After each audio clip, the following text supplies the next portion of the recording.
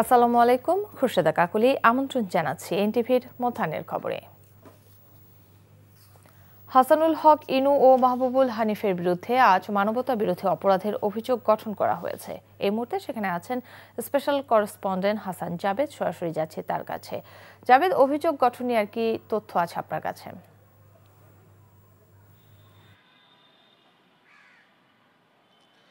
কাকলি, আজকে বিচারপতি নজরুল ইসলাম চৌধুরীর নেতৃত্বাধীন যে ৩ সদস্যের ট্রাইব্যুনাল ২ প্রথমেই তারা আওয়ামী লীগের নেতা কুষ্টিয়ার মাহবুব আলম হানিফ তার বিরুদ্ধে জুলাই আগস্ট হত্যার ৩টি অভিযোগে তাদের বিরুদ্ধে অভিযোগ গঠন করেছেন এবং এই মামলায় মোট ৪জন আসামি কিন্তু পলাতক আছেন এবং তাদের বিরুদ্ধে অভিযোগ গঠন করে আগামী ২৫ নভেম্বর এই মামলার সূচনা বক্তব্য দেওয়ার জন্য দিন ধার্য রেখেছেন। অর্থাৎ এই মামলায় আজকে অভিযোগ গঠনের মধ্য দিয়ে বিচার শুরুর নির্দেশ দিয়েছেন ট্রাইব্যুনাল। এই মামলায় অপর ৩ আসামি হচ্ছেন কুষ্টিয়ার সদরউদ্দিন খান, তিনি সভাপতি কুষ্টিয়া জেলার, তারপর আসগর আলী, তিনি সেক্রেটারি জেনারেল কুষ্টিয়া জেলা আওয়ামী লীগের, এবং আতাউর রহমান, তিনি শহর আওয়ামী লীগের সেক্রেটারি। এবং এই ৪ জনের বিরুদ্ধে কিন্তু অভিযোগ গঠন করা হয়েছে ৬ জনকে হত্যার অভিযোগে। এছাড়া আজকে হাসানুল হক ইনো, জাসদ সভাপতি, তিনি ট্রাইব্যুনালে উপস্থিত আছেন। তার উপস্থিতিতে এখন অভিযোগ গঠন করে বাকি আদেশ দিচ্ছেন কবে সূচনা বক্তব্য হবে। এই মুহূর্তে অভিযোগ গঠন করে তার বিরুদ্ধে কী কী অভিযোগগুলি, তার বিরুদ্ধে মোট অভিযোগ আনা হয়েছে ৬টি। তার মধ্যে ৬ জনকে হত্যাসহ হত্যা নির্দেশ, পরিকল্পনা, তারপর সহ নানান অভিযোগ তার রয়েছে। এবং আজকে তার পক্ষে যে আইনজীবী ছিলেন, তিনি অভিযোগ গঠনের পূর্বে কথা বলতে যান। কথা বলার এক পর্যায়ে বিচারপতি নজরুল ইসলাম চৌধুরী অনেকটা হাস্যরস করে বলেছেন যে অপারেশন সাকসেসফুল, কিন্তু রুগী মারা গেছেন। আপনি অনেক ব্যাখ্যা সুন্দর দিয়েছেন, অনেক যুক্তি দিয়েছেন, ভালোই বলেছেন, তবে তার বিরুদ্ধে অনেক তথ্যপাত্য থাকায় অভিযোগ গঠন করা হচ্ছে, এই বলে তিনি তার অভিযোগ গঠনের উপর আদেশ দেওয়া শুরু করেন। এছাড়া এই মামলায় যেই ৬ জনকে হত্যা করা হয়েছে তাদের মধ্যে যে ৩ জনের নাম ইতিমধ্যে জানতে পেরেছি, আবদুল্লাহ আল মুস্তাকিম, তারপরে মোহাম্মদ সুরুজ মিয়া এবং আশরাফুল ইসলাম, তাদের মধ্যে বেশিরভাগই কিন্তু জুলাই আগস্ট আন্দোলনের ছাত্র ছিলেন। এছাড়া আজকে তত্ত্বাবধায়ক সরকার ইস্যুতে কিন্তু একটি শুনানি চলছে আপিল বিভাগে। সেখানে বিএনপির পক্ষে অ্যাডভোকেট জয়নুল আবদিন তিনি শুনানি করছেন এবং কিভাবে তত্ত্বাবধায়ক সরকারটা বাতিল করা হয়েছিল, কী কারণে করা হয়েছিল, রাজনৈতিক উদ্দেশ্য ছিল, সেগুলি তিনি সেখানে উত্থাপন করছেন। আর আজকে ট্রাইব্যুনালে আরেকটি মামলা আছে, সেটা হচ্ছে যে চানখারপুলে ৬ জনকে হত্যা করা হয়েছিল ৫ই আগস্ট গত বছরে। সেই মামলায় আজকে সাক্ষ্য গ্রহণের দিন ধার্য আছে। এখনও শুনানি শুরু হয়নি, সাক্ষ্য গ্রহণ শুরু হবে। কাকুলি। দর্শক, ট্রাইব্যুনাল থেকে জানছিলাম হাসানুল হক ইনু ও মাহবুবুল হানিফের বিরুদ্ধে অভিযোগ গঠনের খবর। অবসরের পরে রায় লেখা সংবিধান পরিপন্থী বলেছিলেন সাবেক প্রধান বিচারপতি এস.কে. সিনহা, যিনি তত্ত্বাবধায়ক সরকার ব্যবস্থা বাতিলের পক্ষে রায় দিয়েছিলেন। সেই রায় দেওয়ার সময় প্রধান বিচারপতি ছিলেন খায়রুল হক, যিনি অবসরের ১৬ মাস পর পূর্ণাঙ্গ রায় লেখেন। আজ প্রধান বিচারপতি সৈয়দ রেফাত আহমেদের নেতৃত্বাধীন ৭ সদস্যের পূর্ণাঙ্গ বেঞ্চে তত্ত্বাবধায়ক সরকার ব্যবস্থা ফিরিয়ে আনতে করা আপিল শুনানিতে এসব বিষয়ে উঠে আসে।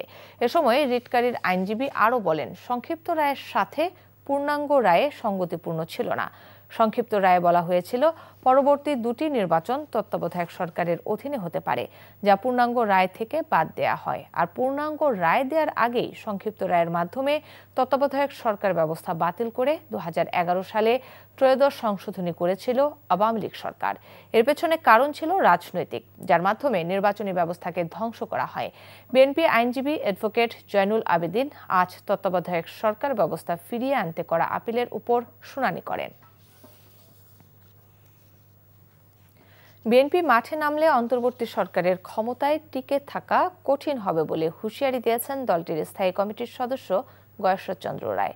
ঐকমত্য কমিশন জাতির সাথে প্রতারণা করছে, এর প্রতিবাদ যেভাবে করা দরকার তা করছে না বলেও জানান তিনি।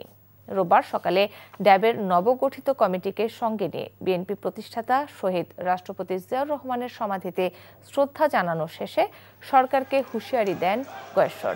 বলেন, ঐকমত্য কমিশন জুলাই সনদে স্বাক্ষরের পর যেসব পরিবর্তন এনেছে তা নিয়ে সরকার নীরব আছে। বিএনপির এই নেতা আশাবাদী অন্তর্বর্তী সরকার জুলাই সনদের পরিবর্তন নিয়ে তাদের ব্যাখ্যা পরিষ্কার করবে। আগামী জাতীয় নির্বাচনের মাধ্যমে বিএনপি রাষ্ট্র ক্ষমতায় আসার সম্ভাবনা রয়েছে বলেই বিভিন্ন মহল থেকে মিথ্যা বিতর্কের জন্ম দেওয়া হচ্ছে বলেও অভিযোগ কয়েশ্বরের। জাতির সাথে এই 7 জন কমিশনার যে প্রতারণা করছে কোনো ক্ষেত্রে বা ধোঁকা দেওয়ার চেষ্টা করছে, ধোঁকা বানানোর চেষ্টা করছে, এটা সাধারণ মানুষও বুঝছে। আমরা যেহেতু সুষ্ঠু অবাধ নির্বাচন চাই, তাই হয়তো যেভাবে প্রতিবাদ করার কথা আমাদের পক্ষ থেকে আমরা সেভাবে প্রতিবাদ করছি। দেশের সব ইবতেদায়ী মাদ্রাসা জাতীয়করণের দাবিতে জাতীয় প্রেস ক্লাবের সামনে 21 দিনের মতো অবস্থান কর্মসূচিতে অংশ নিয়েছে ইবতেদায়ী মাদ্রাসার শিক্ষকরা। সেখানে আছেন স্টাফ করেসপন্ডেন্ট আবির আহমেদ। সরাসরি যাচ্ছে তার কাছে। আবির, আজ দাবি আদায় না হলে যমুনা অভিমুখে যাওয়ার কথা শিক্ষকদের, কর্মসূচির কি অবস্থা আমাদের জানান।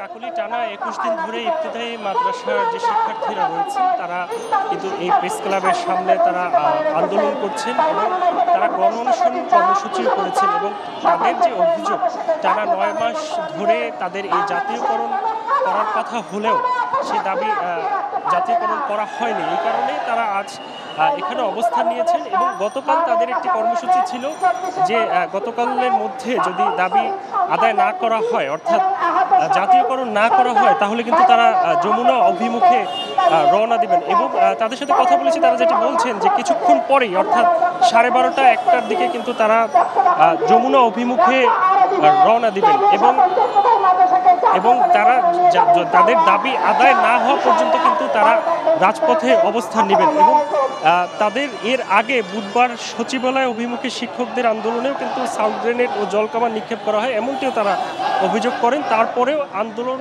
আরও তীব্র আকার ধারণ করে। আন্দোলনকারীদের পুলিশের যে হামলা হয়েছে সেই হামলার কিন্তু তীব্র নিন্দা জানায়। আরেকটি বিষয় জানিয়ে রাখি কাকুলি, তাদের এই আন্দোলনের সাথে কিন্তু বেশ কয়েকটি যে রাজনৈতিক দল রয়েছে তারাও কিন্তু সমর্থন জানিয়েছে, যেমন বাংলাদেশ জামাতে ইসলামী, এনসিপি এবং আরও বেশ কয়েকটি দল তারা সমর্থন জানিয়েছেন। এখন তারা এখানে অবস্থান নিচ্ছেন এবং তারা বলছেন যে তারা অনেকে এখানে অনশন অবস্থায় আছেন বেশ কয়েকদিন ধরে।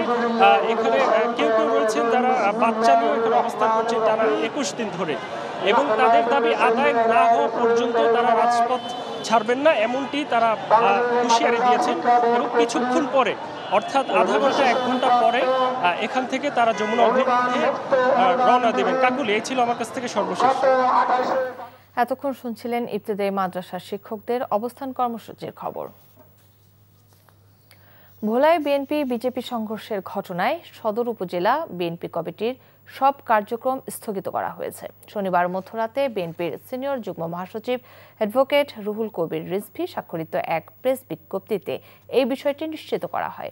বিজ্ঞপ্তিতে জানানো হয়, পরবর্তী নির্দেশনা না দেওয়া পর্যন্ত ভোলা সদর উপজেলার বিএনপির কমিটির সব কার্যক্রম স্থগিত থাকবে। শনিবার দুপুরে ভোলায় বিএনপি ও তার মিত্র বাংলাদেশ জাতীয় পার্টি বিজেপি কর্মী সমর্থকদের মধ্যে দফায় দফায় সংঘর্ষ হয়। এতে সাংবাদিক ও পুলিশ সহ অন্তত 30 জন আহত হন। এ ঘটনার পর পরিস্থিতি নিয়ন্ত্রণে শহরে পুলিশের টহল জোরদার করা হয়েছে। জামালপুরে ব্যাটারি চালিত অটোরিকশার লাইসেন্সের নবায়ন ফি কমানো, নতুন করে লাইসেন্স প্রদান না করা ও লাইসেন্সবিহীন গাড়ি চলাচল বন্ধ সহ 5 দফা দাবিতে চলছে অটোরিকশা চালকদের ধর্মঘট। সকাল থেকে ইজি বাইক ও রিকশা মালিক শ্রমিক ঐক্য পরিষদের ডাকে এই ধর্মঘট শুরু হয়। দুপুর 2টা পর্যন্ত এই ধর্মঘট অব্যাহত থাকবে। এতে করে শহরে বন্ধ রয়েছে সকল প্রকার ব্যাটারি চালিত অটোরিকশা চলাচল। এতে বিপাকে পড়েছেন স্কুলগামী শিক্ষার্থী ও অফিসগামী যাত্রীরা। আন্দোলনকারীরা জানায়, ব্যাটারি চালিত অটোরিকশার লাইসেন্সের নবায়ন ফি কমানো, নতুন করে লাইসেন্স প্রদান না করা, গাড়ি রং করার সিদ্ধান্ত বাতিল সহ 5 দফা দাবিতে তারা এই কর্মসূচি পালন করছে।